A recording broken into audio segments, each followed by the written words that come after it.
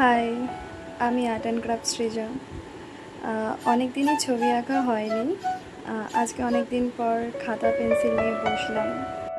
কি আঁকবো ভেবে পাচ্ছিলাম না, তখন হঠাৎ করে গোপালের ছবি আঁকার কথাটা মাথায় এলো। সামনে জন্মাষ্টমীও আসছে, তাই ছবিটা এঁকেই ফেললাম। আমি বেশ কিছুদিন ছবি আঁকতে পারিনি বা কোনো রকম ভিডিও আপলোড করতে পারিনি। তার একটা কারণ হচ্ছে যে আমার কলেজের সেমিস্টারের এক্সাম চলছিল, তো আমি প্রায় 2 মাস ছবি আঁকতে পারিনি কোনো রকম।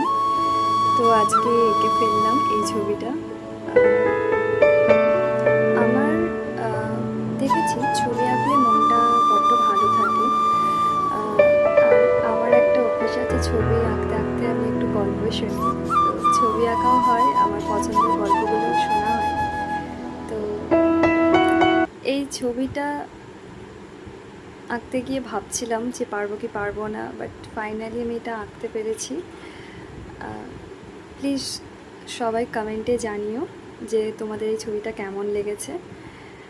আর যদি ভালো লাগে প্লিজ প্লিজ এই ছবিটাকে লাইক দিও।